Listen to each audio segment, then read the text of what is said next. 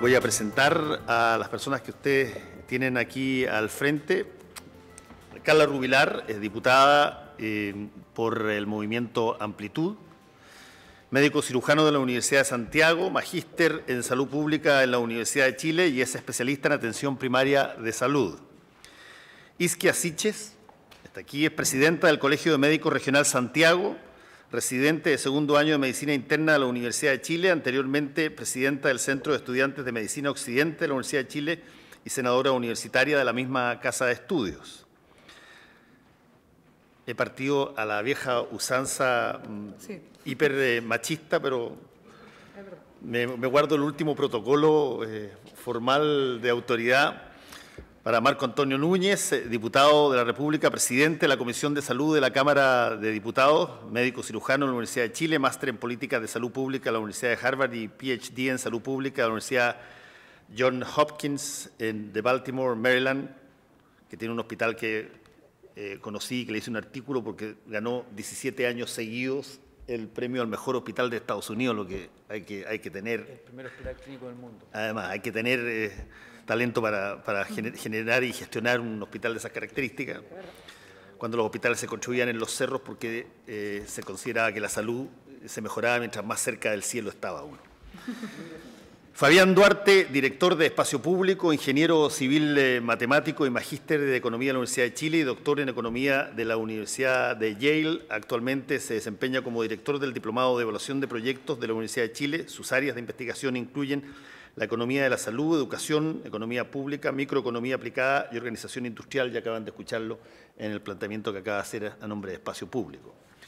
Bueno, la idea es hacer un panel y por lo tanto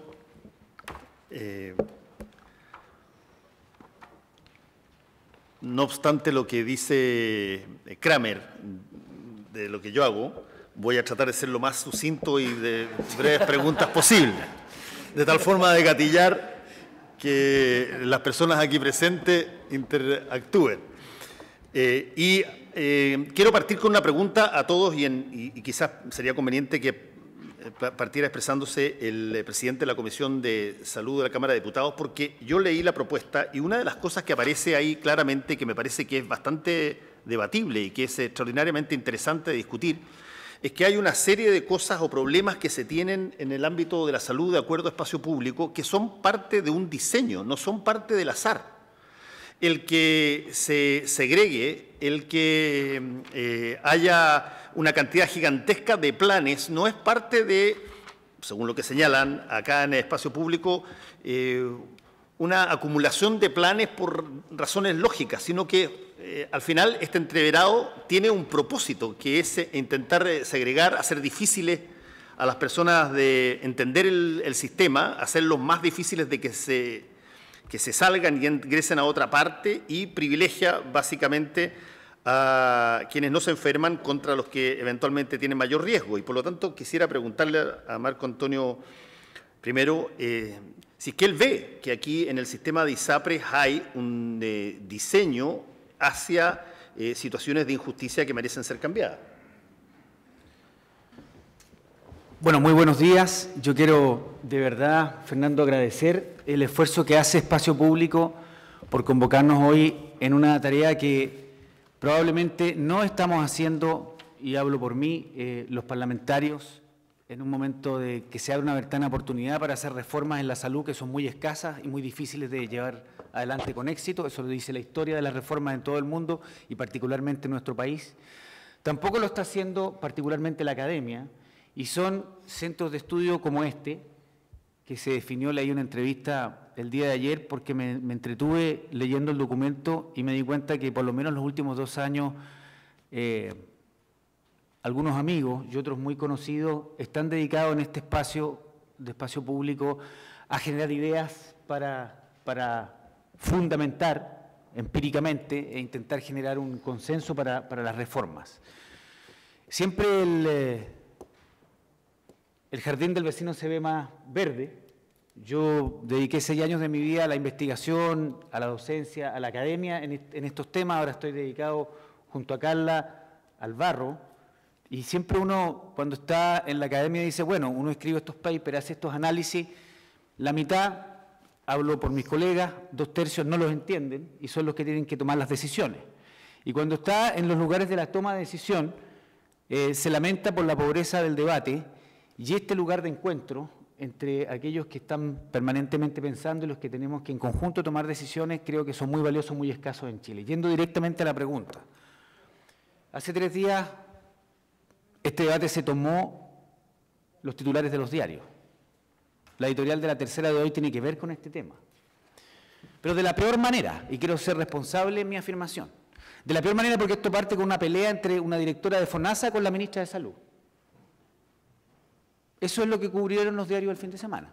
A propósito de la comisión, ya que hay varios comisionados que parten hace algunos meses atrás y están en el programa de gobierno para analizar el estado de situación, particularmente del financiamiento del sector y del financiamiento de los seguros privados de salud, las ISAPRES. Y está en el programa de gobierno en 3 párrafos muy claros. Y no habla ni de una reforma profunda al sistema, como es la tesis del Mercurio y también del editor de La Tercera, pero tampoco dice que no se va a hacer nada, como se intenta interpretar las palabras de la ministra. Entonces yo creo que vale la pena que volvamos al centro del debate. Yo estoy completamente de acuerdo y voy a ser radical en mi afirmación, tanto con los diagnósticos que se han hecho en este documento, como con las distintas propuestas de solución.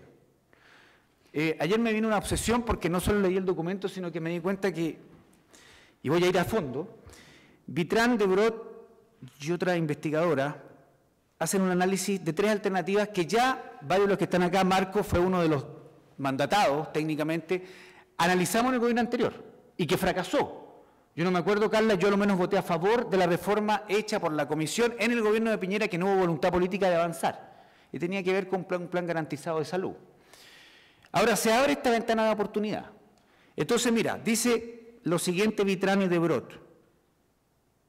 El plan garantizado de salud intersistema hace que haya una masiva, y ese es el principal problema que detecta, migración desde FONASA, desde la ISAPRE a FONASA. Yo traté de buscar evidencia que justificara empírica y no lo encontré. Hay un montón de supuestos que, en mi perspectiva, no explican que tan masivamente con la conclusión de que desaparecen las ISAPRE. Y además habla de que el subsidio a la demanda, si lo agregamos a este fondo de compensación de riesgo intersistema, haría que desaparece FONASA y que la migración a las ISAPRE sería masiva. Tampoco yo encontré evidencia sustantiva para justificar ambas situaciones, porque yo estoy de acuerdo con un fondo de compensación de riesgo intersistema. Segundo, hay un artículo de Vitrán solo que critica el efecto del PGS sobre FONASA, que es complementario al anterior. Yo diría que el que más vale la pena de todos, no criticando a Vitrán, le tengo gran admiración como investigador y además radicado en Chile, de Paraje, Vitrán y Duarte, donde habla que los mercados de los seguros obligatorios, ya hace un análisis que hace tiempo yo no leía, publicado por chilenos y que es tremendamente valioso. Para contestar la pregunta, no es una pelea de ministra con una directora de FONASA, es la necesidad de encontrar un espacio entre la reforma tributaria, la reforma al régimen electoral, la reforma educacional, a que resolvamos algo que tiene 20 años de atraso. No puede ser que la actividad que hay en la justicia, y nos lo han dicho el Poder Judicial permanentemente, haya una puerta donde diga ISAPRES hacia la izquierda y el resto de todo el movimiento judicial a la derecha. Es decir, ni la política, ni los técnicos, ni espacio público, ni los parlamentarios, ni el CEP. Por aquí ve gente del CEP que quiero darle bien. Es muy importante que haya, leí una entrevista que espacio público se quería definir como el CEP de la centroizquierda. Ojalá fuera así. Yo estoy dispuesto a participar activamente.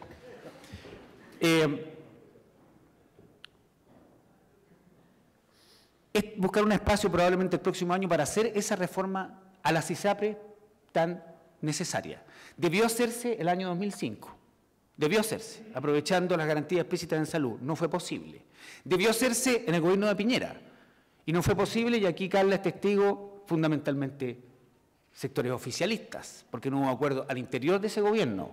Pudimos llevar adelante una reforma parcial. Yo creo que ahora es posible, a partir del próximo año, pero hay una tensión al interior de este gobierno, y me hago responsable de la afirmación, donde evidentemente hay temor de encontrar más frentes de fricción con sectores muy poderosos. Ya existe la educación, ya existe la reforma tributaria. Imagínense lo que pasó solo este fin de semana cuando las ISAPRES despiertan e influyen a los editores de los diarios más importantes de Chile. Por lo tanto, yo creo en un plan garantizado intersistema, donde la gran gracia, con esto termino, porque es muy atractiva la propuesta, es en conjunto con una reforma de la provisión. Si no, corremos el riesgo de que nos pase lo de Izaguirre, que nos enfrentamos primero a la segregación, el lucro y el copago, y la gente, más de la mitad que en las encuestas dicen, no respaldo esta ley, pero bueno, esta es educación gratuita y de calidad, porque no le hace sentido lo que pasa al interior de la sala de clase y lo que va a pasar con mi hijo respecto al número de estudiantes, de la calidad del profesor, de cómo está pagado el currículum. Bueno, aquí puede pasar lo mismo.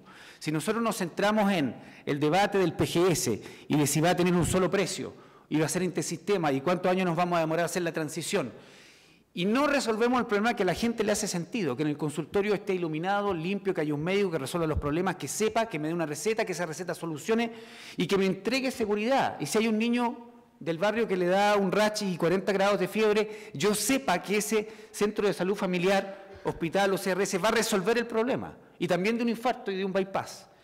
Si nosotros no somos capaces de combinar la reforma de los seguros, del financiamiento, con la reforma de la provisión, y para la reforma de la provisión no necesitamos ley, es cosa de echar a andar lo que aprobamos en el año 2005, respecto a autonomía de los hospitales, todo el diagnóstico que hacía aquí el presentador, Fabián. Yo quiero parar acá, creo que estamos en un momento clave, no es una pelea de mujeres, la pelea en el barrio, las mujeres, que no, aquí hay temas de fondo, bueno, es que así lo plantean los medios, estoy haciendo una caricatura. No es una pelea de directivas, hay unos temas de fondo que están decidiéndose ahora, yo espero que la comisión culmine su trabajo, evacúe el informe, lo podamos discutir en un ambiente como este, y la clave, creo yo, va a ser la decisión presidencial. No hay reforma exitosa, particularmente del financiamiento de salud en toda la historia occidental, es cosa de analizar la reforma en Estados Unidos, si no hay una presidente o presidenta dispuesta a arriesgar capital político en esa reforma de salud. La pregunta es, la presidenta Bachelet, el año 2015, ¿va a estar dispuesta a arriesgar capital político para que lo que concordemos acá, que no va a variar grandemente de lo que ya sabemos, PGS, un precio, dos precios, tres tramos, apriete y reforma efectiva real con lo que tenemos de la provisión de nuestros hospitales, o no? Si no vas a comprometer capital político, no va a haber reforma y vamos a perder de nuevo la ventana de oportunidad del 2014-2015. Y vamos a tener que hacer esta reforma en algún momento. La vamos a tener que hacer tarde, mal, a contrapelo y probablemente en condiciones políticas menos favorables a las que estamos el día de hoy. Ok, para que esto sea un panel y ojalá tengamos un debate, yo propongo que hagamos intervenciones más cortitas y vayamos pimponeando. Y aquí, esto lo vamos a hacer así, call, como dicen en Estados Unidos. Que yo digo quién habla para que no levanten la manito, es algo que sea muy brutal. Entonces, Carla, yo no sé si es que tú quieres plantear algo, porque te hizo referencia muchas veces a ti por lo que pasó en el gobierno anterior y creo que se hace necesario asumir que la propuesta de espacio público mantiene el sistema de ISAPRES, no está fuera del sistema, está dentro del sistema de ISAPRES, lo que hoy día me imagino es discutible en la medida que hay una comisión presidencial que no se ha puesto límite para que las resoluciones que salgan de ahí puedan ser eventualmente dentro o fuera del sistema. Sí, muchas gracias, Fernando. La verdad, agradecer a Espacio Público esta tremenda oportunidad. La verdad que cuando me llamaron, inmediatamente dije que bueno, porque encontraba que era realmente, como decía Marco, una gran posibilidad. Yo quisiera hacerme cargo un poco de la primera pregunta, muy corto, al respecto de si hay cosas que cambiar y que si efectivamente el sistema privado, digamos, o realizó situaciones para evitar que los usuarios pudieran comparar, para generar descreme, para efectivamente subir precios, y eso es innegable, eso es una realidad. Independiente de que uno crea que efectivamente los aseguradores privados tienen que continuar, es parte de la creencia que nosotros tenemos en el sector, uno también reconoce que efectivamente el asegurador privado se equivocó. Y tanto es así que hace 10 años atrás ellos apostaron a que esto no iba a pasar. Lo que hoy día está pasando, lo que se ha generado, no iba a pasar. Y fueron muchas las voces de advertencia de que el sistema, si bien era bien apreciado por los usuarios, tenía falencias que en algún momento les iba a explotar en la cara. Y ellos apostaron a estirar el chicle, literalmente, a no generar los cambios que tenían que generarse, a no dar las instancias, pero también hay que reconocer que en eso las entidades políticas, en las cuales obviamente me incluyo, tampoco hicimos el esfuerzo de las presiones, siendo que hubo tiempos para hacerlo. 2005, comparto, efectivamente en la reforma había espacio. Probablemente mi sector fue uno de los sectores con más reticencia a hacerlo en el 2005, pero no creo que haya sido mi solo sector. Yo no estaba en el Parlamento en el 2005, pero siempre estas cosas no son solamente, probablemente la inmensa mayoría, pero también había reticencia en otros sectores que estaban gobernando en ese momento. Y esa fue la realidad por la cual el presidente Lagos no pudo empujar con la fuerza que podría haber empujado el cambio en ese momento. Posteriormente, durante el gobierno de la presidenta Bachelet, el año 2008, yo creo que la inmensa mayoría de ustedes se acuerda de un alza muy importante de las ISAPRES, más de 8%, lo cual generó probablemente de las repercusiones sociales más importantes. Mucha molestia ciudadana, mucho diario. Fue tanto así que incluso, a mí nunca se me va a olvidar haber visto al diputado Melero y al senador Lara Raín yendo a ver a Manuel Linostroza, que en aquel entonces era superintendente de salud, para decirle que esto era inaceptable, el alza de la ISAPRE un 8%, y que había que hacer cambios en el sistema. Nosotros también, yo estaba en Renovación Nacional con el diputado Sepúlveda en aquel entonces, nosotros también nos manifestamos rápidamente de que había cosas que cambiar, hablamos del tema de las preexistencias, que no era posible que no se pudieran mover, porque obviamente terminaban echando esas personas por aumento de precio, terminaban yéndose a FONASA en los momentos más difíciles, y sin embargo, porque obviamente la concertación en ese momento se suponía que estaba completamente alineado en la misma postura y éramos nosotros los que siempre habíamos tenido la reticencia, no se envía un solo proyecto de ley modificatorio, a pesar de tener voluntad política dada en todos los medios de comunicación. Llega el gobierno del presidente Piñera y efectivamente en un 21 de mayo él dice que hay que legislar, eliminar la discriminación de las ISAPRES y sale el fallo del Tribunal Constitucional que todos conocemos y por lo tanto apura la situación y empieza un trabajo con una comisión presidencial, asesora presidencial, que saca dos propuestas, una de mayoría y una de minoría. La propuesta de mayoría es una propuesta muy similar a esta. Es una propuesta que hablaba efectivamente de la posibilidad de tener un fondo compensatorio interseguro, público y privado. Hablaba un poco de crear una suerte de ISAPRE sin fines de lucro, digamos, una suerte de seguro sin fines de lucro donde uno pudiera optar. Y esa fue la de mayoría, pero la verdad es que el presidente optó por no meterse en mezclar los dos sistemas y en volver a reformar solamente el sistema ISAPRE, y ahí empiezan a trabajar en esa reforma.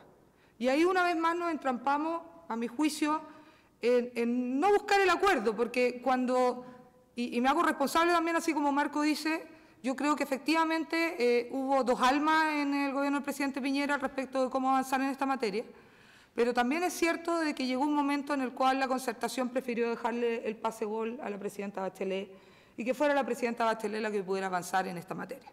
Y decidió congelar efectivamente este tema, y tanto es así que hoy día, viendo un proyecto que ya está avanzado, nos guste o no, se fue sin nada, pero tiene un trámite ya avanzado en el Senado, que podría tener una indicación sustitutiva del gobierno, se plantea empezar todo de nuevo. Entonces, el tema de la salud y el tema, obviamente, de todas las reformas relevantes para este país cruza por temas políticos, partidarios, políticas de poder, de quién gana el próximo gobierno, no. Por lo tanto, es infinitamente más difícil, además, y con gobiernos de 4 años, más difícil todavía hacer los cambios que realmente necesitamos, que son de largo plazo. Así que sí, yo creo que ha sido transversal la falta de fuerza y convicción para lograr los cambios necesarios. voy a preguntarle a los prestadores, porque los prestadores aparecen, pero innumerables veces en el documento, en algunos casos semi-malévolos, sobrecargando una serie de ejercicios para quienes les ha tocado a veces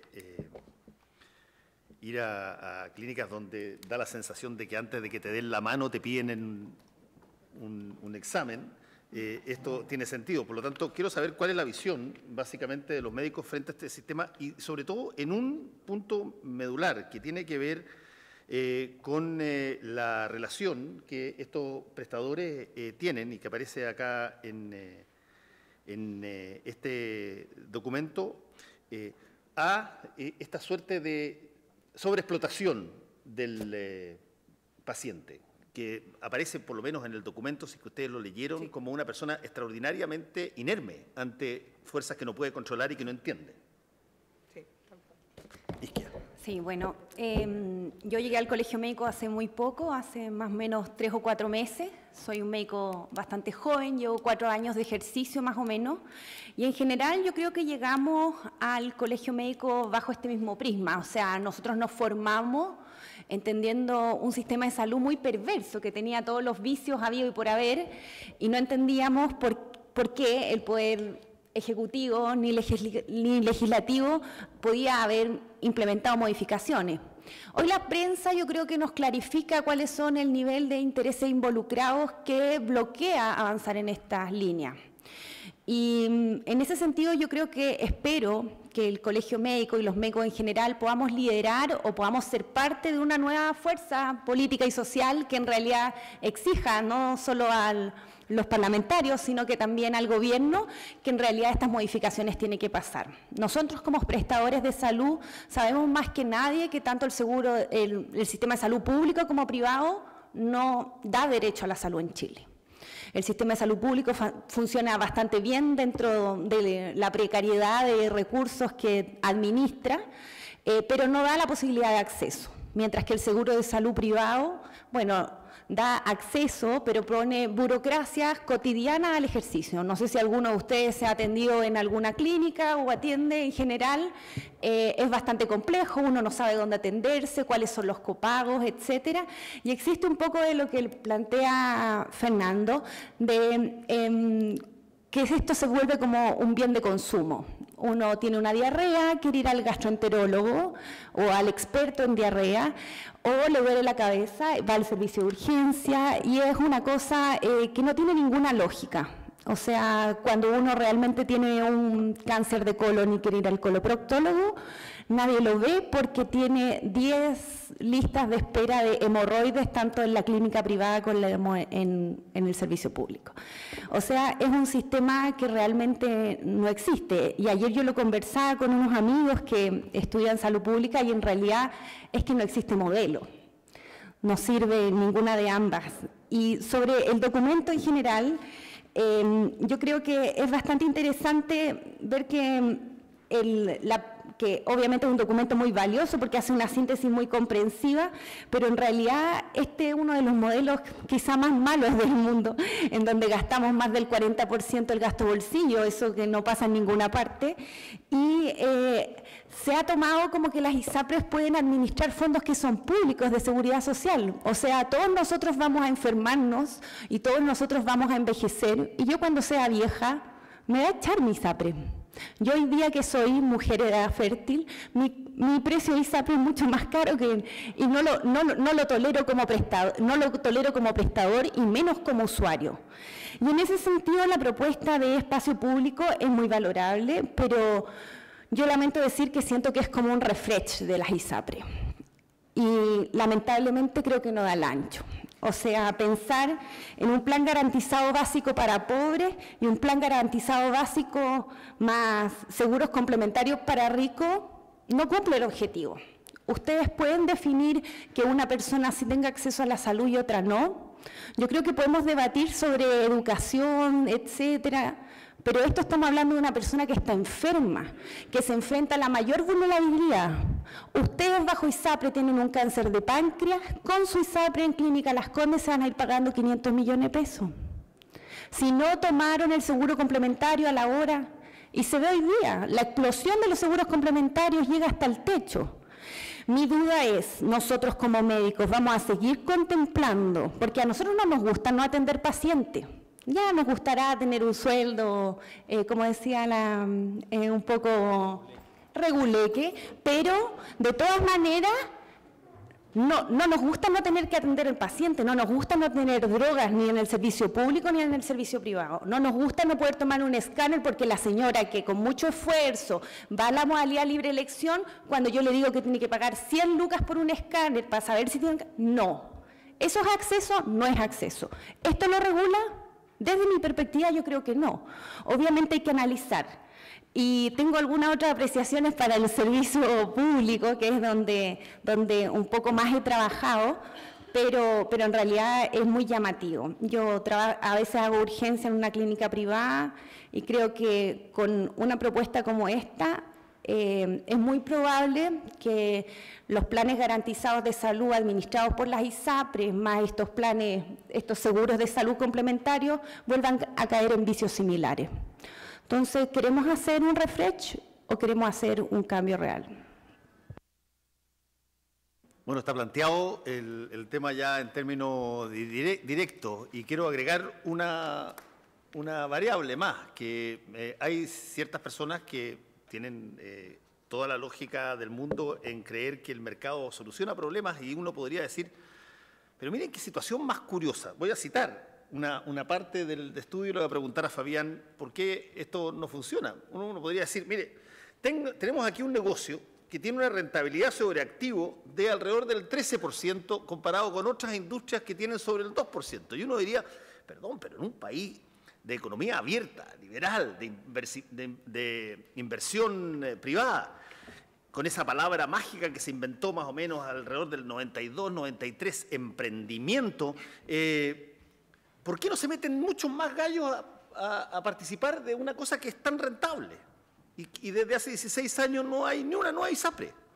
¿Qué es lo que falla ahí? ¿Qué es lo que impide que eso ocurra para que por lo menos desde el punto de vista desde adentro del mismo modelo haya una suerte de competencia virtuosa? Fabián, ¿por qué no pasa eso? Muchas gracias. Primero quiero hacerme cargo de algunos comentarios que un poquito, no tanto. Yo creo que la interpretación que se está haciendo es incorrecta. No estamos haciendo un refresh de las ISAPRES, no hay un plan para pobres y otro para ricos. Los planes estandarizados no cubren más copagos. El plan mínimo garantizado es un plan que nos tenemos que poner de acuerdo entre todos como sociedad, donde vamos a garantizar que la salud sea equitativa para todos. Luego los planes estandarizados compran otras cosas, como que el lente, me gustan los lentes más bonitos, como que quiero ponerme una placa distinta al lente, pero lo que garantizamos en la base es para todos la misma, no hay diferencia, no hay pobres ricos. Y los complementarios, justamente, lo que tú dices, esto estandarizado y después los complementarios, no van a caer en los vicios que habían antes porque justamente están diseñados y se pensaron de esa forma. Uno de los vicios es el sobreuso. No se quiere llegar a tener sobreuso nuevo, o sea, los planes en la siguiente etapa no van a cubrir copagos, porque justamente cuando tú cubres copagos lo que haces es que incentivas el sobreuso. Por lo tanto, no tenemos eso en el plan, no va a ser así. Entonces, quiero aclarar eso para que estemos hablando de lo mismo. Por lo tanto, si tú eres una persona pobre o rica, vas a acceder al mismo seguro, Obviamente, si tú eres más rico y tienes más plata y quieres tener una dentadura distinta, bueno, probablemente el seguro del plan garantizado no lo va a cubrir algo básico en términos dentales, por ejemplo, o en términos de oftalmólogos. Y este plan estandarizado sí lo van a cubrir probablemente. Y la siguiente etapa es, bueno, si a alguien le gusta más atenderse con una cama bien particular o algo distinto, esos seguros van para esas personas. Que tampoco podemos negar, no podemos decir y obligar a las personas a usar las cosas que nosotros creemos que deberían usar. O sea, a ver, nosotros tenemos que ser solidarios, equitativos y justos y otorgar salud de calidad para toda la población. Pero si alguien quiere irse a la clínica Mayo a atender, ¿por qué tengo que obligarlo a que nos atienda allá? No tiene ningún sentido. Y eso es lo que hacemos, justamente, nos hacemos cargo de la mayoría de la población a través de este plan garantizado. Volviendo a la pregunta de Fernando. A ver, lo que uno hace como economista es justamente mirar por qué pasa eso, por qué en un mercado tan rentable no hay más actores. Y la respuesta natural a eso es que existen barreras a la entrada. Una de las barreras a la entrada es la integración vertical. Yo tengo mi proveedor y mi proveedor me justamente contrata conmigo y le pone precios o barreras al resto. Y por lo tanto yo, si quiero entrar y quiero ser un nuevo competidor y trato justamente de tener una red de proveedores privados, va a ser un poco difícil. Me van a cobrar muy caro, me van a poner peros, etc. Eso hace, por ejemplo, que no entren nuevos actores. Lo otro que ayuda a eso es la cautividad. Si yo tengo asegurado el 30% de las personas, bueno, un competidor externo que quiere entrar, le va a ser muy difícil quitar ese 30%, quitármelo, ¿cierto? A menos que no seleccione. Pero no seleccionar le va a significar tener pérdidas probablemente, dada la lógica que ellos tienen, que se tiene en el sistema. Entonces eso también incentiva a que no entren nuevos actores. Y por último, esto de los planes y la información que se le da a las personas y cómo se ven los planes. Eso también incentiva el hecho de que yo no tenga que elegir, no pueda elegir. Entonces, por lo tanto, si no puedo elegir y no tengo la alternativa de ir a otro lado y entender lo que me están ofreciendo, bueno, de eso se incentiva a un nuevo actor, porque va a tener que invertir mucho en eso. Esas son básicamente las razones por las que no hay entrada de nuevos actores al mercado. Sí, a mí me encanta el debate con economistas de la salud, porque uno lo nota, está en el estudio, todas las distorsiones de mercado, todas, sin excepción, están en este tema de los seguros privados. Y si agregamos la provisión, ya son definitivamente todas. Y están en la literatura, y es el descreme, y es la selección adversa, y es la selección de riesgo, es la falta de transparencia, los hospitales son monopolios naturales. Podríamos seguir y llegar a la conclusión de que la economía neoclásica tiene que aplicarse al máximo, donde la regulación estatal aquí, evidentemente, nadie va a estar en desacuerdo que tiene que estar.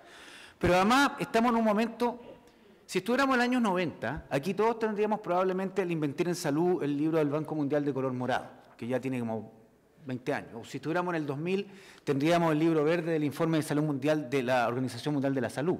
Ya nadie tenemos solo el libro de ustedes, y eso es una ventaja, porque es evidente que en esta reforma somos nosotros, sin el libro en la mano, donde hay el financiamiento de organizaciones internacionales, con misiones, con la posibilidad de construir hospitales, que está ligada a una agenda, somos nosotros los que tenemos que definir la agenda. No se pudo definir el gobierno anterior. Y esto explotó el 2010 con la decisión de la justicia, que declara ilegales o los cuestiona la discriminación por sexo y por edad. Los factores de riesgo conocidos en los planes de ISAPRE. Los desconoce y ahí empieza el problema. Entonces, no tenemos libro. Hay una mayoría, de la nueva mayoría, valga la redundancia, en la Cámara de Diputados, entrando ya a la mecánica de si vamos a ser capaces de aprobar una ley o no. A nosotros nos miden por eso, con Carla Rubilar. Tenemos los votos, finalmente Peña y Lillo, no están, ya no, todo esto es mentira. Sí, están. ¿Y con quién hay que negociar? ¿Vamos a tener que negociar con amplitud? Mire, un proyecto de ley de 3 artículos tan simple como la despenalización de la interrupción del embarazo por 3 causales, es decir, salir del club de los 3 países antidiluvianos en este tema. Es gratis, tenemos mayoría, está en el programa. Las encuestas que miden todas las reformas del sector son las que le dan, de todas las reformas enunciadas por el gobierno, son las que le dan mayor respaldo, sobre el 70%. No hay condiciones todavía de discutirlo porque está abierto un flanco con la Iglesia Católica producto de la reforma educacional. Habrá entre abril, mayo, junio, julio, no hay más tiempo. El 2016 ya hay elecciones municipales. Una ventana que vamos a aprovechar para hacer esta reforma posible o no. Porque aquí los que vamos a apoyar con fuerza nos encontramos con la clásica situación, con que los que se van a beneficiar son miles, cientos de miles, pero no hay un compromiso abierto por hacer esta reforma. Y los que se resisten, particularmente las ISAPRES, que han sido en estos días de una habilidad comunicacional notable, impresionante, porque no se discute de esto, se discute de la pelea, van a ser capaces de pasar otros 10 años sin ninguna reforma de fondo a un sector que no da más. Yo me reuní, me pidieron una conversación, ahora que viene la ley del lobby, no voy a tener que escribirlo, con la Asociación de ISAPRES algunos meses atrás. Y yo les decía, mire, ustedes se transformaron en los niños símbolos de este sector. Ya reformamos Laboratorio Farmacia, con todo un debate que duró 2 años, terminamos querellados contra el ministro Mañalich. Pero ahí está, y hay que sacar el mayor provecho a esa reforma. La reforma de la provisión no requiere ley, y ahí está, nuestras clínicas con integraciones verticales, nuestros hospitales con sus problemas de ineficiencia y de listas de espera y de colas. La solución del ministro Mañalich era hacer una fiesta, tirar harto confeti y decir que se acabaron las listas de espera en el auge, y era mentira. El populismo expresado, llevado a su máxima expresión. ¿Qué otro sector en el contexto de la salud? Son ustedes, son la ISAPRE, y está en el programa. Entonces, yo creo que va a valer la pena que nosotros rápidamente descartemos por 2 razones la tesis, pongámosle nombre, porque así está en la prensa, la tesis Janet Vega. No es posible pasar que en un proyecto de ley a un solo pagador desaparece la ISAPRE, van a haber problemas hasta de contractuales, y políticamente inviable porque vamos a tener una derecha que se nos va a parar en el Senado, donde ahí estamos obligados a negociar, a lo menos con 2, para la aprobación de un proyecto de ley de ISAPRES que requiere 60 votos más 1 y 23 votos en el Senado, para ser claro. Por lo tanto, la alternativa va a estar en 2. 1, lo que ustedes proponen, un plan garantizado intersistema, y lo que probablemente ya lo hicieron oficialmente a la ISAPRE en la comisión, un plan garantizado intra-ISAPRES. Yo creo que lo que tiene viabilidades de aprobación es la propuesta de un sistema de plan garantizado intersistema. Vamos a tener que dedicarnos a resolver varios detalles, que no son detalles, que nos trancaron en el gobierno anterior, particularmente si hay un solo tramo y cuánto vale. Y las consecuencias, y con esto termino en esta parte, de tener modulaciones con mayor certeza. Yo sé que aquí la certeza es bastante difícil de exigir, pero uno cuando vota o hace una propuesta o la defiende en la Comisión de Salud tiene que ser responsable de saber a qué mundo vamos y cuál es el mundo de la transición y cuál es el aterrizaje, cuál es la meta.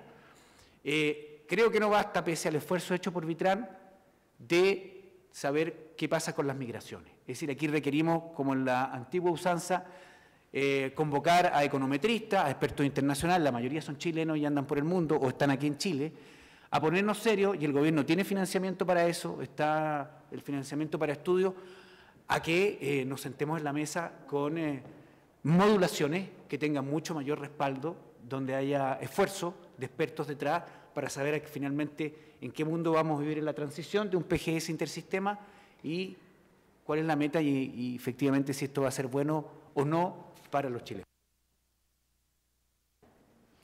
Yo no sé, pero vos estás totalmente equivocado, pero yo veo unos paralelos realmente notables entre lo que tiene que ver esta discusión con lo que se está discutiendo en materia de sistema de reforma educacional, donde tenemos un grupo de personas que pueden acceder a la educación, a la educación particular subvencionada con copago, necesitan pagar o están particulares pagados, otros que no pueden y por lo tanto asumen la educación pública. El texto habla un poquitito de esa situación acá. Las personas que quieren estar en ISAPRES tienen que pagar una determinada cosa, pero la ISAPRES se las arregla según el paper de que aquello que sobra se lo desvía al sistema público que tiene que ir pagando esa cuenta, y al final estamos con sistemas donde uno tiene edificios, hotelerías bastante grandes y tiene una serie de voceros que hablan de la calidad de las clínicas y de las prestaciones y especialistas en todas las materias, y otro que se empobrece y que son colas y que hay cirugías, y por lo tanto vuelve a ser un poco la sensación de que aquí tenemos una dualidad que es de una inercia tan gigantesca que cuando se presentan propuestas, ¿cómo se traslada de una cosa a otra? Si es que no hay acuerdo en lo político, que es lo que permite que se hagan traslados, y los pacientes, a diferencia de los estudiantes, no van a salir a hacer marcha, entonces, ¿cómo se ajusta? ¿Cómo se negocia la posibilidad de cambiar un sistema que tiene tanta inercia? Isquia o Carla. Bueno, yo creo que es un desafío gigante, porque en realidad después de leer el documento y quizá las mismas apreciaciones que hace Marco, quizá va en la línea de entender que ese 7% no se toma como una seguridad social, como un derecho fundamental. O sea, es lo que pagamos todos los chilenos por darle salud a Chile, independiente de tu carga de morbilidad actual, si eres joven, viejo, porque eso se va a distribuir en la sociedad, obviamente que hay unos mayores factores de riesgo sociodemográficos, etcétera, pero debe existir la voluntad política. O sea, yo creo que lamentablemente este modelo ya no da, el de salud. Yo creo que habría que ser iluso como para intentar continuarlo, pero creo que propuestas como estas hacen que vayamos quizá dando esos pasos mucho más lentamente de lo que se plantea. Yo creo que si nosotros tuviéramos como horizonte quizá plantearlo de un fondo único como cualquier país civilizado, con seguros complementarios, con una medida transitoria, pero con un acuerdo político, o sea, la derecha tiene que decidir en Chile si le va a dar salud a todos los chilenos o no. Y esa es una decisión, yo creo que es importante, y por eso yo creo que quizá el sector salud, y yo lo he planteado cuando lo conversamos desde la perspectiva médica, porque desde la perspectiva médica hasta los médicos de derecha entienden que el servicio de salud pública necesita los aportes. O sea que las prestaciones que dan por FONASA están subvaloradas, que esto no funciona, les gusta trabajar ahí, no les gusta que sus enfermos se mueran, que no los atiendan. Entonces, cuando esto llega al mundo de la economía y de la política, en realidad las ISAPRES son intocables. Nosotros como médicos nos va a tocar en realidad dilucidar esto, ponerle de una vez por todas el cascabel al gato y podernos de parte de los usuarios. Nos toca ser prestadores en una modalidad que no le da acceso a todos. Entonces, de todas maneras, esta propuesta puede ser un paso intermedio, algo por el estilo, pero creo que no profundiza en el tema de que cómo entendemos la salud. Sí, va a ir orientado, porque esto también está orientado hacia la lógica de prestaciones. O sea, no nos interesa que la gente esté sana con esto, nos interesa que la gente tenga acceso. Entonces, porque las ISAPRES hoy día no se hacen cargo de sus asegurados. Tú eres FONASA y tú en teoría estás dentro de una modalidad que funcione más o menos solamente, pero donde tú tienes control sano, donde tú tienes control de morbilidad, control de crónicos, te citan cada 3 meses, te toman la presión, te ven examen, etcétera. Tú eres un niño pediátrico, mi hijo, no tengo hijo a todo esto, pero tengo un hijo y yo tengo que pagar un copago cada vez que lo mando a control sano con la pediatra, porque es con la pediatra, no es con una enfermera, ni con una nutricionista, ni con nada. Lo mismo en hipertensión, diabetes. Entonces uno atiende paciente en el sector privado y dice, ¿usted ha ido al médico? No, ¿hace cuánto? Hace 3 años. Está tomando la misma pastilla, está súper hipertenso, nadie lo ha controlado. Yo no me hago cargo de la salud. No me hago cargo, hago unos planes, hago publicidad comerciales en torno a, hágase el plan preventivo, no sé qué. Pero nadie te orienta a tener salud en ninguna de las políticas, o sea, no se hace cargo de su población. Y cuando está lo suficientemente viejo y enfermo, patá, a FONASA. ¿Eso es un buen sistema? No, me parece que no. De todas maneras hay que dar la discusión amplia. Yo creo que quizá el escenario actual, obviamente entre reforma tributaria, educación, etcétera, y estas pugnas y el posicionamiento de los medios de comunicación, obviamente van a, como dice Fernando, mantener la inercia.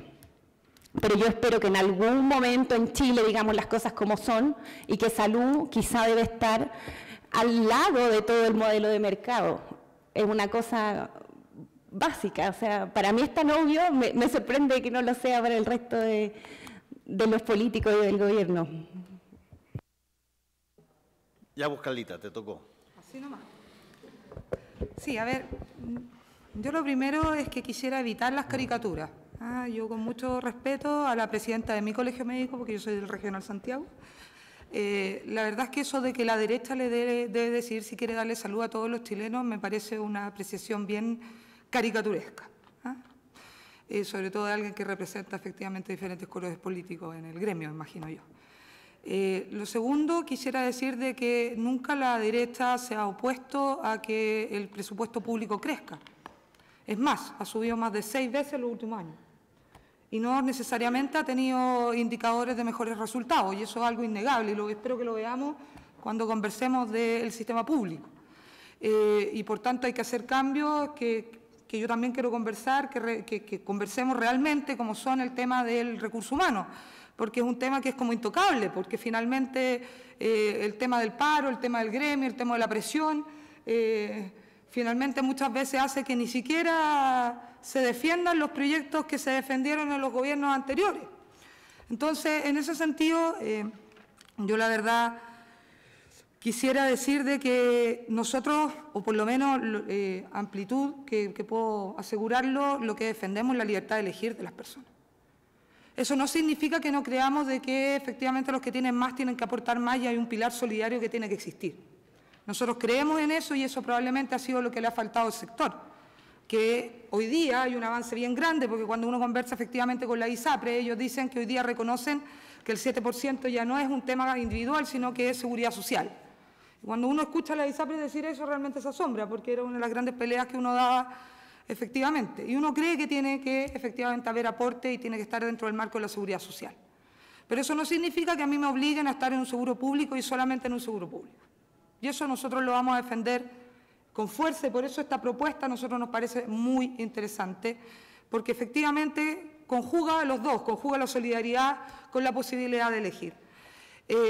Finalmente también, para que podamos debatir otros temas y también ojalá el sistema público, yo creo que hay voluntad política de avanzar en el tema privado. A mí me gustaría claridad si efectivamente vamos a avanzar solamente en el sistema inter-ISAPRES o vamos a ver la posibilidad de avanzar a un seguro compensatorio por riesgo intersistemas, digamos, como es esta propuesta. Yo creo que sería bueno saber en qué marco nos estamos moviendo, porque más allá de la también un poco caricatura que se hace de la pelea de la ministra con Janet Vega, la realidad es que muestra las dos almas que nosotros también lo tuvimos del gobierno.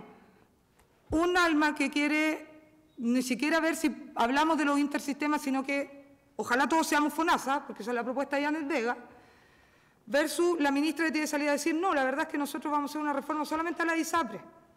Entonces también sería bueno que la academia, espacio público, el CEP, no tengo idea, todos tengan posibilidades de saber en qué cancha nos vamos a mover durante estos 4 años para saber qué esfuerzos de acuerdo tenemos que hacer, porque finalmente si no sabemos la cancha, ¿qué esfuerzo de acuerdo podemos hacer? ¿Qué puedo yo trabajar con la Comisión de Salud Amplitud, una comisión de grandes profesionales que estamos formando esta semana?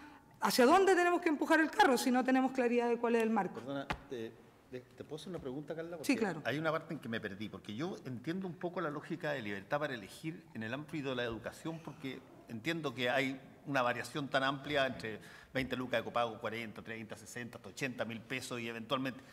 Pero me cuesta pensar cómo se da la libertad para elegir en el ámbito de la salud. Tú estás vulnerable, tú no tienes capacidad de vitrineo, muchas veces no puedes pagar. De hecho, el proyecto de espacio público coloca un plan garantizado para que justamente tú no, si no tienes posibilidad de elegir, estés en ese plan y que probablemente va a abarcar mucha gente. ¿Dónde está la elección que las personas racionalmente pueden hacer en el ámbito de una situación de salud? Bueno, tú puedes efectivamente, y este plan lo muestra claramente, porque cuando tú puedes elegir entre los diferentes prestadores, entre los diferentes aseguradores, vas a elegir el diferente plan de prestadores que también va a tener. No necesariamente FONASA va a tener los mismos prestadores que va a tener una ISAPRE X. Y tú vas a poder elegir efectivamente dónde tu plan garantizado, que va a valer exactamente lo mismo, tú lo eliges según el prestador y según el plan que te va a dar. O sea, lo que estás eligiendo es básicamente el prestador. Tú lo que estás eligiendo básicamente, fuertemente, es el prestador, obviamente. Ahora, yo puedo avanzar si tú me dices que FONASA me va a permitir una libre elección tremenda y que yo voy a poder elegir todos los prestadores que quiera. Yo te podría decir, sí, en una de esas nosotros podemos avanzar a un fondo único de FONASA siempre y cuando yo tenga libertad de elección de todos los prestadores. Y yo pueda tener efectivamente la elección, pero si tú me dices que yo voy a hacer FONASA y solamente me voy a atender en el hospital X o cual, yo creo que ahí sí se vulnera la libertad de elección, porque con el mismo plan garantizado yo puedo tener otro prestador en una ISAPRE X. Ok. Yo de verdad estoy bien entusiasmado con este esfuerzo intelectual y de análisis que ha hecho Espacio Público. Lo conversé con varios parlamentarios. Yo quiero hacerles una oferta. Los vamos a invitar, ojalá que acepten la invitación a exponer a la Comisión de Salud, que a propósito de lo que ha pasado en las últimas semanas pone en el debate, y nosotros tenemos que estar a la altura, adelanta lo que probablemente debería haber ocurrido una vez que la Comisión Presidencial de Reforma a las ISAPRE o al financiamiento de la salud evacuara su informe final. Junto con hacer esta invitación, que la vamos a hacer formal por escrito durante esta semana, la idea es que esto sea durante el mes de septiembre, ahora estamos en semana distrital, solo hacer una observación que tiene que ver más con el marketing de la venta de la propuesta. Mira, yo cuando ustedes plantean el programa, el plan garantizado mínimo, y la M aparece permanentemente en el documento de salud, la palabra mínimo en el contexto de la discusión es bien compleja. Yo entiendo, esto tiene un dejo rawlsiano de definir mínimos sociales, donde en salud es muy relevante, yo estoy completamente de acuerdo con eso, me formé fundamentalmente en escuelas de salud pública donde Rawls era el gran inspirador, pero se confunde este concepto mínimo con básico, y hay que recordar el esfuerzo hecho por agencias en los 90 y en el 2000 de instalar paquetes básicos en economías de ingreso bajo, que eran bastante restrictivos. Todo esto calculados con DALIS. Nuestro GES no tiene nada de paquete básico, es bastante comprensivo. Y si uno analiza en su mérito, esta propuesta no es básica, es bastante comprensiva. Y nosotros empezamos hablando de GES, pero la gente lo conoce como auge. Y está la ley Ricarte-Soto, que a la gente le hace sentido. Por lo tanto, se hizo popular, primero en que el nombre de la ley le haga sentido a la gente y ojalá tenga un nombre de fantasía. Pero yo me atrevo, entendiendo el sesgo, a sacar del debate la palabra mínimo porque inmediatamente, entonces a mí me vienen a proponer el mínimo acá, el sueldo mínimo, la propuesta mínima. Y reitero con un esfuerzo que debe hacer el gobierno que es bien importante. El costo alternativo de la demora de un acuerdo o del respaldo, o que sean tantas leyes que tienen que ser aprobadas en año y medio. En educación, el costo alternativo es que nosotros no podemos avanzar en esto. Y la salud, no lo digo yo, lo dice, vuelvo a hablar de la CEP, bueno, que es una encuesta que es como el oráculo, pero ha tenido sus dramas fundamentalmente por el diseño de las preguntas en la última versión. Se fue Harald Beyer. La CEP lo reconoce, lo demuestra en la última versión. Y esto es consistente con otras encuestas que probablemente no pueden tener tanto sesgo, no hablemos de sesgo, de orientación en sus preguntas, que transforma la salud en lo que queda de este gobierno, que es 4/5, que es mucho, en algo que evidentemente vamos a tener que reformular. Por eso yo quiero respaldar los problemas que ha tenido la Comisión producto de este debate en los últimos días, desearles el mayor éxito en la publicación de su informe y esperando que los expositores de Espacio Público puedan aceptar la invitación de la Comisión Salud a debatir este tema. Sí, dale. Bueno, me quiero hacer cargo de varias cosas que se han dicho. La primera, tiene un poco razón Isquia cuando habla de prevención. Eso no está explícito en la propuesta, pero es algo que hemos pensado bastante y en altas discusiones ha salido este tema. En la parte más pública sí está más o menos explícito el tema de prevenir, porque dada la forma de financiamiento que proponemos, justamente pone los incentivos en no hacer derivaciones, tratar de resolver los problemas en la atención primaria. En la parte privada no fue tan explícito, pero sí lo pensamos y sí creemos que tenemos que ir en esa dirección también, en justamente hacer algo parecido a lo que se hace en el sistema público, que esta gestión como en red, pero esta gestión más bien de prevenir las enfermedades, un seguimiento de las personas para justamente no deriven en casos mayores y no se tengan costos más altos. Eso es algo que lo hemos pensado harto, quizás no lo pusimos explícitamente acá.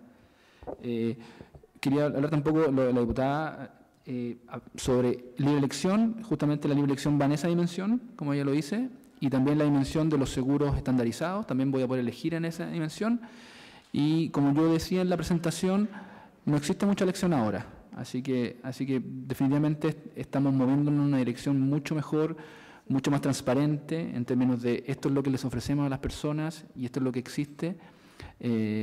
Antes hasta el momento no hay opción de alguien racional de poder decidir y comparar planes, así que no hay elección, básicamente.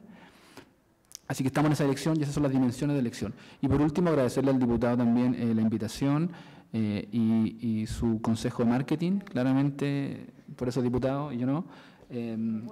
Muchas gracias. Eso. Muy buen consejo. Sí. Muy bueno, muy bueno.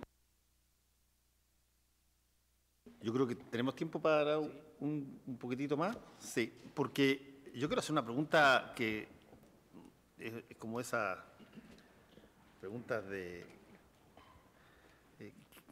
¿Se acuerdan de ese logo que decía es demasiado tonto lo que estoy diciendo? Porque yo tengo la impresión de que si es que uno mira los objetivos de país respecto de los ciudadanos, uno supondría y diría, mira, si es que yo tengo a la gente muy bien educada y si tengo a la gente sana, todo lo que sobreviene a partir de esa plataforma es virtuoso en un país. Y por lo tanto, si es que esos son los objetivos, tener a la gente lo mejor educada que yo pueda, bien educada, y tener a la gente sana, uno, en vez de preocuparse de decir a ver cuánta plata tengo y cómo la reparto, debiera decir qué necesito para que estas dos cosas se garanticen. Uno debiera invertir, creo yo, el orden de los factores, jugar a apostar al resultado de aquello que genera la catarata virtuosa, antes que plantearse al revés y decir, mira, tengo esta plata y por lo tanto tengo una cantidad enorme de necesidades y por lo tanto voy a ir distribuyéndolas de acuerdo a lo que salgan.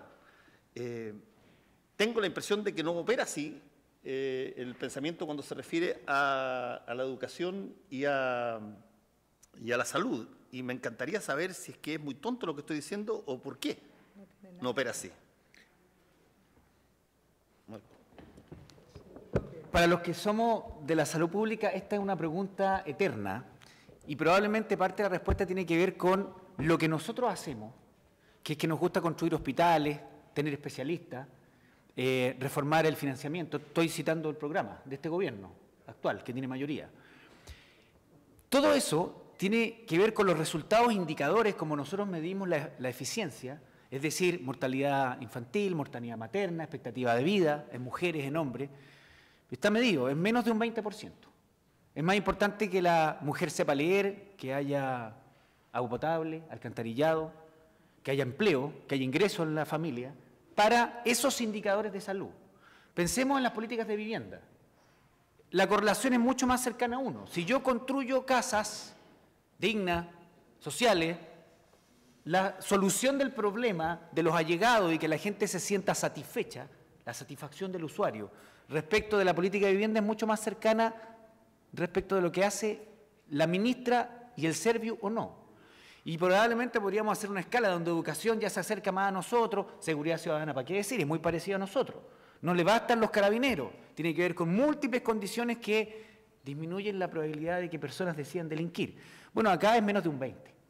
Entonces, como no solo depende de nosotros, de que nos pongamos de acuerdo en esta sala o con Carla Rubilar para que votemos esta ley concreta, esta misma, depende de tanta variable que uno finalmente como que tiende a tirar la esponja, porque serán otros, en otro ministerio, en el MOP, en la Segegov, los que van a tener igual o mayor influencia que nosotros, los que estamos dedicados en cuerpo y alma toda la vida a la salud pública y a resolver estos problemas misteriosos que, ¿por qué llevan tanto tiempo sin solución? Y reitero, probablemente en dos temas la presidenta no necesita minutas como esta o participar de este debate porque lo conoce bien, que son defensa y salud, pues fue ministra de ambas carteras y porque es especialista en ambos temas. En minería, en energía probablemente va a necesitar la minuta o ya no tanto porque ya fue presidenta. Y ella sabe que finalmente, una vez que los comisionados evacúen, no viene directamente al Parlamento en un articulado, lo recibe ella. Y el modelo técnico, la decisión final, lo va a tomar ella y lo va a comunicar. Si eso ocurre y acumula la suficiente fuerza política y disposición de riesgo para llevar adelante esta reforma va a ocurrir. Porque nosotros vamos a tener que poner los votos. Y eso ya es mucho más fácil, con la presidenta jugada. Si no hay espacio el próximo año, esta reforma no va a ocurrir. Y esto Todos estos papeles los vamos a tener que ir sumando a los papeles del 2010, ya a los del 2005, ya una suma de 20 años, para que sean evidencia y testigo, cuando esta reforma alguna vez se haga, que, bueno, hubo 5, 6, 7 oportunidades que dejamos pasar.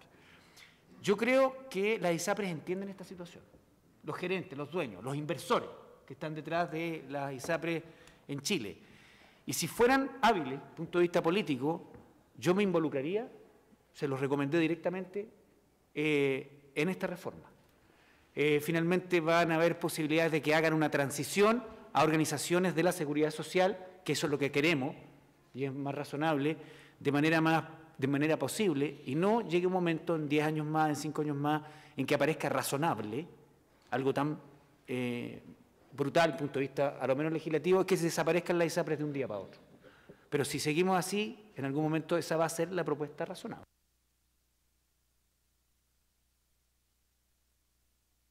Sí. Que hagan preguntas a los panelistas. Sí, no, en tu pregunta, Fernando, yo quisiera decir que aquí hay una dicotomía muy grande entre lo que decimos que hay que hacer y lo que hacemos finalmente. Porque el mejor ejemplo, y lo voy a poner en lo burdo porque ahí se entiende mejor, es que nosotros financiamos el tratamiento del cáncer de mama, pero no financiamos la mamografía. Y una mujer tiene que hacer esfuerzos importantes para poder hacerse una mamografía que prevendría y como que detectaría prontamente un cáncer y que sale infinitamente, si uno se fuera así ya en lo estrictamente económico, muchísimo más costo efectivo y obviamente mejor para la mujer si uno lo pudiera hacer en vez de estar financiando un tratamiento de cáncer, el que sea. Y ese es el mejor ejemplo, es lo más burdo que hay. Ahora, si lo llevamos a la política pública, el mejor ejemplo es la falta de financiamiento de todo lo que es la atención primaria, lo mal mirado que son los médicos de la atención primaria, lo mal mirado que es el médico especialista en salud familiar. Yo, si quiero ser un buen médico y estar bien mirado, no tengo que ser un médico de salud familiar, sino que tengo que ser un médico especializado en la pirulín pirulasa, como decíamos en la universidad, porque ese va a ser el que realmente va a tener el estatus que tiene que tener el médico que estudió después de los 7, 10, 12 años. Y va a tener además la retribución económica que tiene que tener después de la tremenda inversión que también hizo. Otro de los problemas más serios que uno ve es la falta de conexión total entre el nivel secundario, terciario y el nivel de atención primaria. Es más, uno ve muchas veces a profesionales de la salud en el hospital o en el CDT diciendo ya está mandando estupideces o tonteras el médico de atención primaria, cuando muchas veces ese médico de atención primaria no ha tenido una capacitación ni una relación con el médico del secundario. Y por lo tanto, ¿qué posibilidad tiene de realmente estar derivando? Más allá de los incentivos económicos que ustedes pueden haber detectado, yo creo que si nosotros no tenemos una relación, más allá de que si le decimos, ¿sabe qué? Usted va a tener que pagar si usted deriva al CDT para una consulta, usted deriva al hospital, más allá de eso, que entiendo que puede ayudar, si nosotros no tenemos una relación efectivamente de equipo y de red entre lo que es la atención primaria, que está cortado claramente con el secundario y el terciario, no hay ningún tipo de posibilidad. Y en eso también nos falta muchísimo por avanzar. Y un tema que yo encuentro que es muy relevante y que de una otra forma, yo soy médico y que nos falta muchísimo por avanzar en este país, es el sentido del equipo de salud. O sea, finalmente en la atención primaria y en todo lo que es la educación, la prevención, es muchísimo más relevante que el médico, el equipo de salud. La matrona, la enfermera, el enfermero, el kinesiólogo y otros que, el terapeuta y otros que relacionan y que trabajan haciendo política educacional y preventiva. Y finalmente basamos nuestra atención de la atención primaria en si el médico está para dar morbilidad o no, cuando en realidad la morbilidad debiera ser un tema, a mi juicio, que incluso debiéramos sacar de los consultorios, ponerlo en una suerte de atención de morbilidad o de centros de atención de morbilidad y permitirle a los equipos de salud que realmente se desplieguen por las comunas, que atiendan a la población y que las mantengan sanas. Hoy día nuestros profesionales de los consultorios hacen cualquier cosa, menos mantener a la población sana. Hacen un control cada cierto tiempo y de otra forma nosotros como que nos autoconvencemos de que estamos haciendo prevención, porque hacemos cada 6 meses un control de niños sanos o hacemos cada 6 meses un control de crónicos. ¿Y qué hacemos? Que el médico pasa flash, le toma la presión y le manda una receta porque la vio una enfermera antes y la enfermera le dijo que en realidad estaba medio compensado, porque el médico no tiene tiempo para verlo. Entonces, también hay un cambio de switch importante que tenemos de hacer, de que si bien el médico, obvio, tiene un rol relevante, conductor en muchas cosas, son los equipos de salud integrados, trabajando en red, los que logran efectivamente estos cambios de prevención y educación. A la doctora. Doctora, ¿y usted en ese sentido cree que la municipalización en la atención primaria tiene un impacto en ese funcionamiento en red? ¿Usted estaría por desmunicipalizar? Mire, la verdad es que yo no tengo una opinión 100% clara, en el sentido de que a mí me gusta que el espacio local permita hacer diferencias de la atención, porque no es lo mismo atender en Punta Arenas que atender en Arica, no son las mismas enfermedades, no son las mismas realidades, por eso hay en Coyhaique el servicio de salud tiene los consultorios y no los puede traspasar porque sería un desastre traspasarlo a la municipalidad probablemente. Y por eso a mí me gusta un poco la mirada local, pero también es cierto que la municipalización ha hecho este quiebre, esta brecha entre lo que es la terciaria, secundaria y la primaria, y creo que eso es muy malo. Y ahí hay que echarle una mirada de cómo los volvemos a conectar sin perder la posibilidad de entenderse a nivel y de tener la realidad local. Y obviamente no dañar económicamente a los funcionarios, porque la defensa de la municipalización por parte de los gremios está basada en que ganan más recursos que el nivel secundario y terciario. Esa es la realidad. Y por lo tanto, ahí habría que tener cuidado porque probablemente el rechazo de los gremios está dado por un tema casi económico. Yo no puedo terminar esta parte antes de entregar las preguntas sin hacer una pregunta que tiene que ver con la demografía nacional y el envejecimiento absoluto de la sociedad que transforma a los países en importadores netos de mano de obra.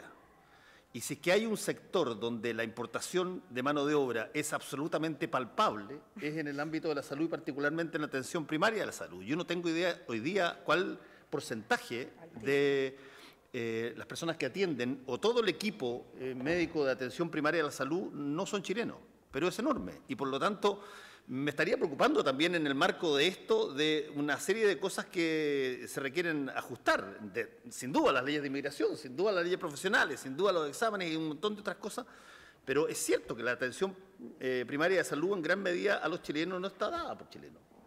Y eso creo que es un tema que debiera ser parte de la discusión.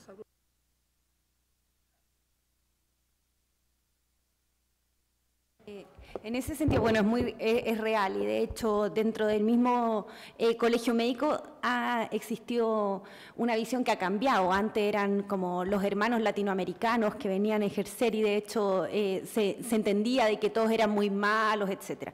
Pero en general ahora que se entiende un poco más de qué se trata la atención primaria, en general las principales barreras para una buena atención no son solo de conocimiento. Pueden existir uno o dos patinazos, pero en general son porque no existe examen, no existen horas, como decía la doctora, la atención pensada desde el alcalde está pensada hacia no tener rechazo, porque eso le da voto. O sea, es otra lógica, no tiene ni un objetivo, es peor que el gobierno, ni siquiera son sus 4 años de gobierno, es que el paciente sea feliz, que le hagan la receta, que le den el diazepam, o sea, todo se distorsiona. Pero existen barreras de exámenes, de derivación, de programa, y en realidad yo estudio en un plan que intenta acoplar el nivel terciario con el nivel de atención primaria. Y en realidad lo que pasa es que los especialistas tampoco saben cómo uno se desempeña. Porque si yo soy médico y no sé, ya pasé por cardiología y quiero tratar una insuficiencia cardíaca, no tengo nada, o sea, no tengo ni arsenal terapéutico, ni exámenes, si pido exámenes llegan en 6 meses, se pierden. Funciona mal en todos los niveles y la cosa es crítica, realmente crítica. Yo creo que el enfermo es crítico, por eso me llama tanto la atención. Pero en ese nivel, esos médicos hoy día hacen un rol que nadie más hace. Nadie quiere trabajar en atención primaria. ¿Por qué? Porque son muchos pacientes, es atender pacientes de morbilidad cada 15 o 12 minutos, todo un día, de 8 a 5, ver 30, 40 pacientes, no hay quien se lo banque. Bajo ninguna dinámica lógica, puros lumbagos, resfrío, nada, o sea, funciona demasiado mal. Pero lo que sí es que tenemos acuerdos internacionales que limitan el importar médicos extranjeros. Sobre todo en Latinoamérica, porque hoy día estamos dejando a otros países de Latinoamérica sin médicos y de hecho ellos mismos tienen algunos incentivos mejorando los salarios para reintegrarlos. Hoy día de hecho tenemos más de 1.300 médicos que no han rendido la UNACOM, es decir, están como fuera de la Contraloría, no deberían ejercer, pero se entiende que sacar a 1.300 médicos del sistema es una locura, o sea, ellos se hacen cargo de la población más vulnerable de este país. del que no tiene acceso a nada. Entonces, mirarlo, y sobre todo desde los médicos, que antes existía como una visión súper tajante, como que ellos no ejerzan o que son malos médicos, hoy día existe la lógica de normalización. De hecho, el Colegio Médico se ha hecho parte, y yo estoy muy contenta de eso, de que esos médicos, ayudarlos a pasarle una COM, ayudarlos a seguir capacitándolos, darles becas, y de hecho hoy día hay bastantes especialistas que se han formado en Chile, con los recursos de los chilenos y ejercen en Chile. Y tienen un compromiso y con sus comunidades mucho más grandes, tienen mejor aceptación de hecho que nosotros entre los usuarios de la atención primaria. Está más bonito. Dejo abierto foro para las personas que quieran hacer preguntas.